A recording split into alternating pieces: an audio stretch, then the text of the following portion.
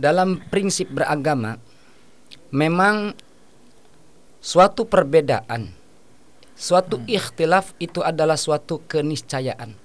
Pasti ada perbedaan. Tapi perbedaan-perbedaan yang berkembang di dalam dunia para alim ulama, maka itu adalah sebagai rahmatan lil alamin. Dasarnya banyak yang jauh dari disebut dengan ahli sunnah tersebut. Karena yang disebut dengan ahli sunnah itu adalah orang-orang yang ittiba Rasulullah, mengikuti iktikadnya Rasulullah dan mengikuti iktikadnya para sahabat-sahabat Rasul. Jadi yang disebut ahli sunnah adalah mengikuti Rasulullah. Beda kalau kita dakwah di pedesaan atau dakwah di pesantren, maka dengan kelemah lembutan itu bisa. Tapi untuk yang di tengah di sana, apalagi sebagai ujung tombaknya, seperti mereka para kiai-kiai, para habaib yang menyampaikan dengan cara yang tegas, menurut saya itu tepat dan benar. Karena memang di antara kita itu harus ada yang seperti itu. Ya, relevan jadi Pak Kiai. Assalamualaikum warahmatullahi wabarakatuh. Kembali lagi dengan saya Kang Ato, bersama dengan saya di studio Ekbis Banten, dan kita akan podcast dengan tokoh terkenal kita, yaitu Bapak Kiai Haji Fadli Arwani. Kita akan berbincang seputar soal-soal agama, soal-soal bagaimana prinsip-prinsip Islam diterapkan, dan kehadiran Bapak Kiai kita di tengah-tengah kita bersama ini mudah-mudahan bisa membawa pencerahan bagi kita semua. Dan bagi pemirsa, dipersilakan nanti bisa mengikuti acara ini bersama-sama. Silakan nanti dilihat di YouTube, silakan nanti di subscribe, like dan share. Oke, selamat datang Bapak Kiai. Selamat datang dan selamat malam. Ya, Bapak Kiai, dipersilakan. Ini ada pemirsa Ekbis Banten yang menyaksikan kita bersama. Bagaimana Bapak Kiai di tengah-tengah banyaknya persoalan yang hari ini melihat agama Islam khususnya menjadi satu diskursus perbincangan yang sangat menarik. Bagaimana keadaan prinsip-prinsip agama yang harus tetap dijalankan saat yang bersamaan, soal-soal teknis yang lainnya juga kadang-kadang menjadi satu keharusan yang harus tetap kita jalankan secara beriringan. Nah, menurut Bapak Kiai, menghadapi dua tantangan seperti itu bagaimana? Kita dalam menjalani A'udzubillahi minasyaitonirrajim. Bismillahirrahmanirrahim. Assalamualaikum warahmatullahi wabarakatuh.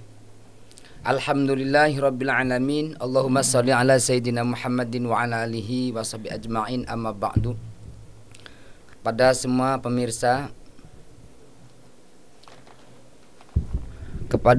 pemirsa, yaitu kita dalam menghadapi kehidupan kita sehari-hari, tentunya kita sebagai seorang muslim, seorang mukmin yang memiliki dasar agama, yang memiliki rasa memiliki Allah Sang Pencipta, maka semua semua problem-problem kehidupan kita, maka jangan terlalu kita khawatir, karena hidup kita adalah Allah Subhanahu wa Ta'ala yang memberikan kita hidup, dan juga Allah Ta'ala yang memberikan kita peraturan dalam hidup. Maka kuncinya untuk menghadapi kehidupan ini, kita tidak lepas daripada keimanan dan ketakwaan kita kepada Allah Subhanahu wa Ta'ala.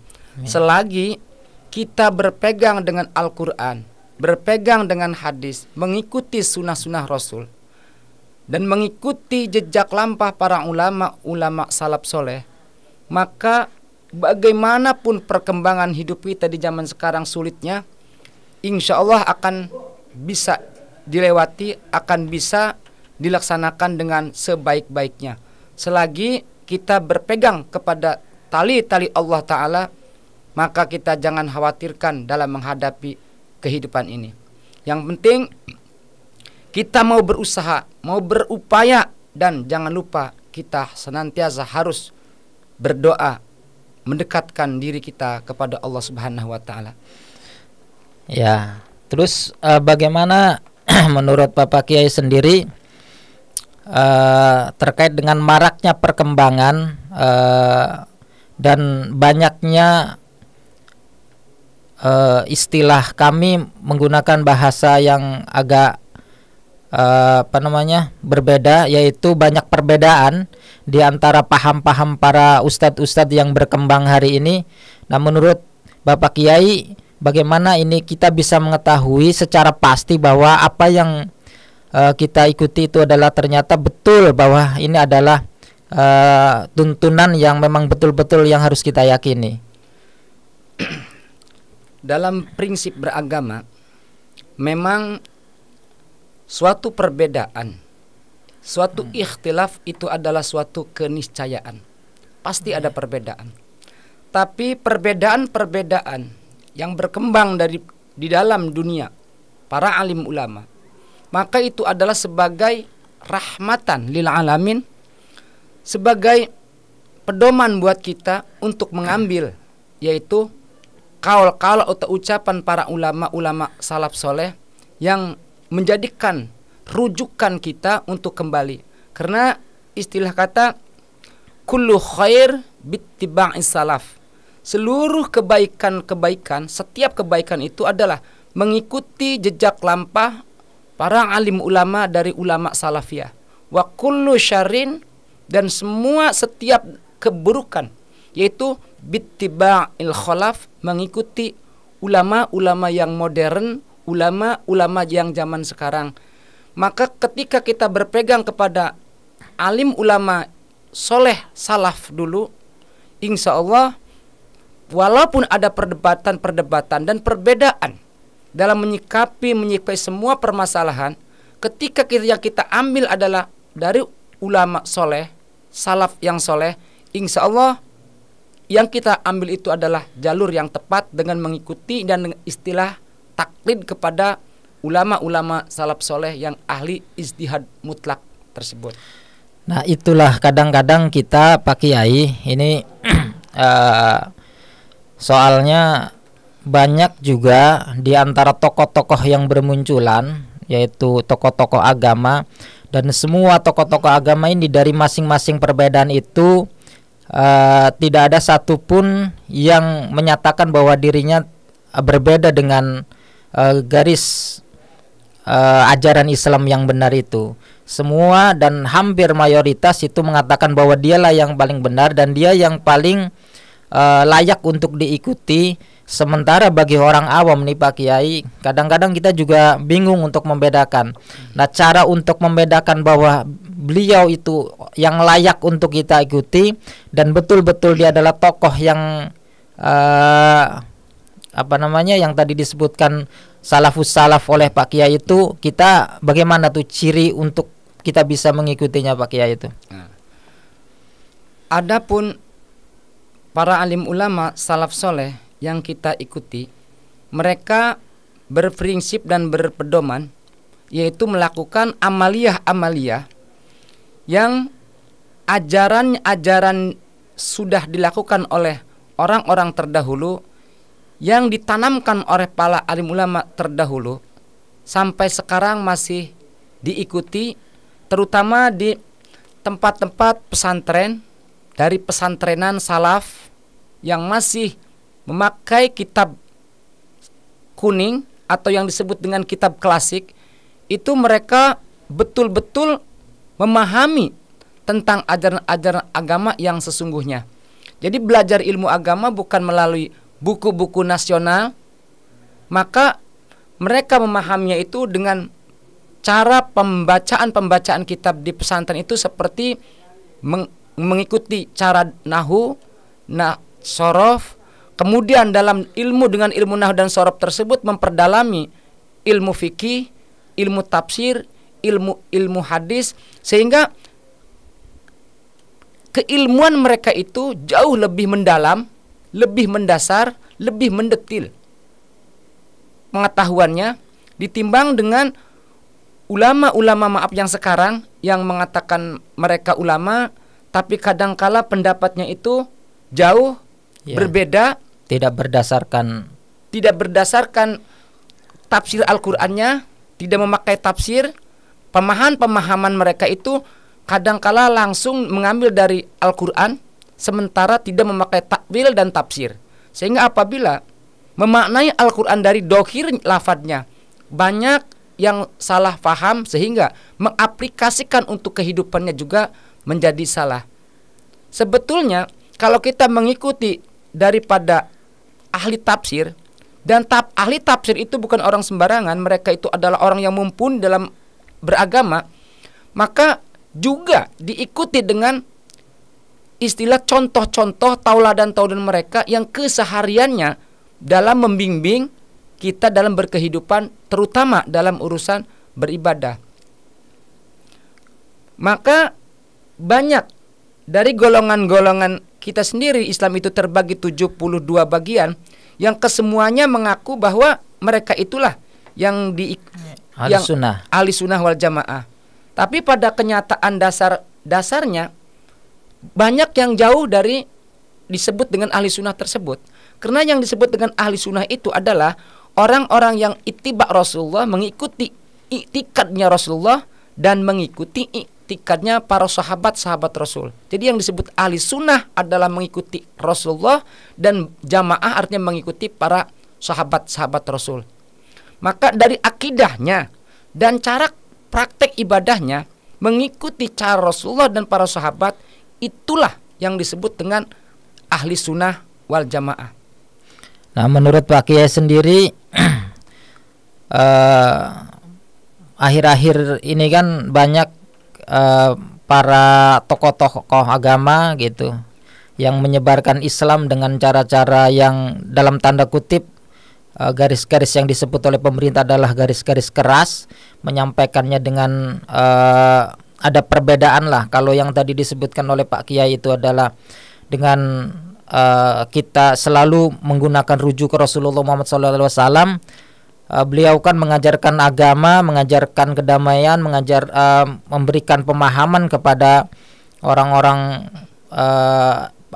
para pengikutnya, apalagi non-muslim, itu dengan cara-cara yang baik. Nah, sementara ini banyak perkembangan para kiai-kiai. Oke lah kalau kiai-kiai yang memang betul-betul dia betul paham terhadap apa yang dia sampaikan, walaupun memang dengan cara yang berbeda, tapi kecenderungannya justru ada beberapa yang menyampaikan itu dengan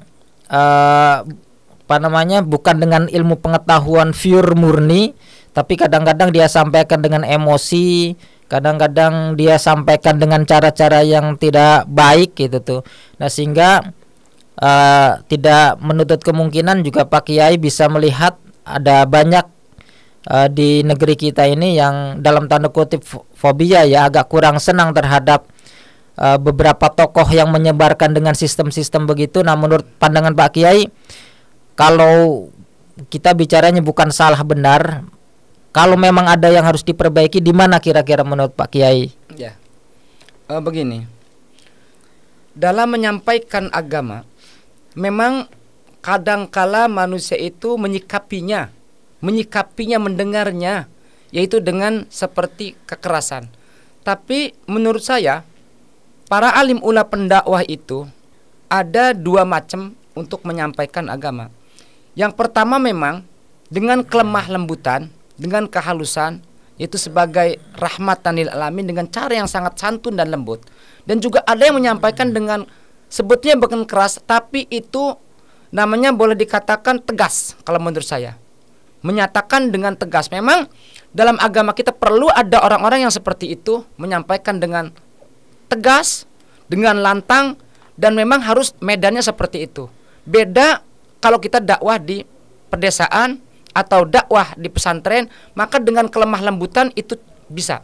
Tapi untuk yang di tengah di sana, apalagi sebagai ujung tombaknya seperti mereka para kiai-kiai, para habaib yang menyampaikan dengan cara yang tegas, menurut saya itu tepat dan benar, karena memang di antara kita itu harus ada yang seperti itu. Ya, relevan jadi Pak Kiai ya. Sesuai dengan kondisi zamannya ya. Nah, begitu. dan medan tempur yang dihadapi. Ya, gitu berbeda.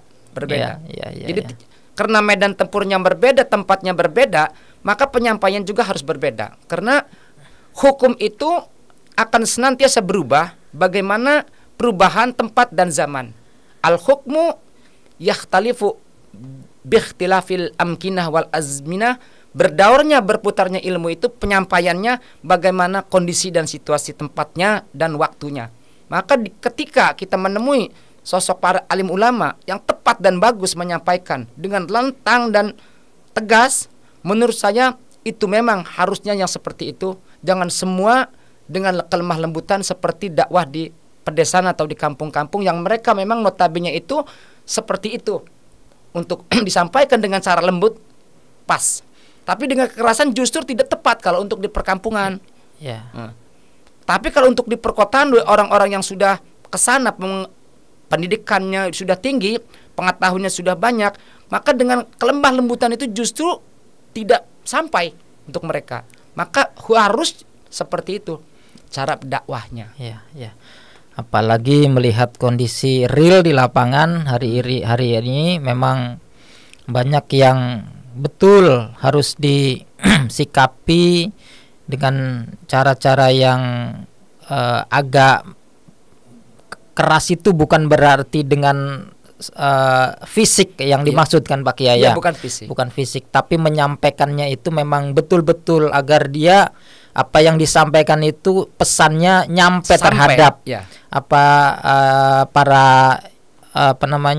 para jamaahnya gitu, para umat-umatnya supaya sampai. Nah, maka wal takum minkum ummatan yad'una ilal khair wa ya'muruna bil ma'ruf wa yanhauna 'anil munkar faulaika humul muflihun.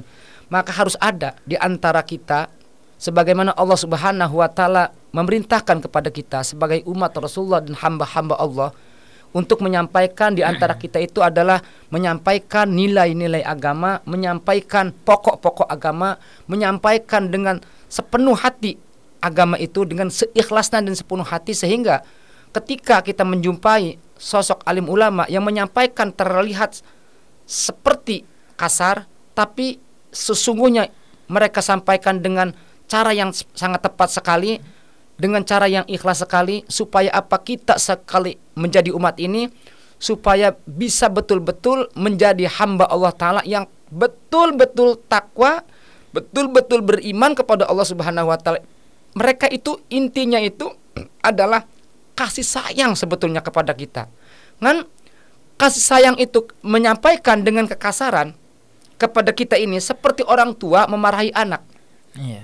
Pada tujuannya supaya anak itu memiliki akhlakul karimah, supaya anak itu selamat dunia dan akhirat, maka harus disampaikan dengan tepat, lugas, dan seperti marah gitu. Tapi sebetulnya mereka itu adalah orang-orang yang punya kelembutan, punya kasih sayang, punya integritas, dan mereka itu adalah orang yang punya dedikasi yang tinggi, sehingga ingin semua umat itu adalah hidup bahagia dunia sampai akhirat. Itu menurut saya bagus. Iya. Jadi sebenarnya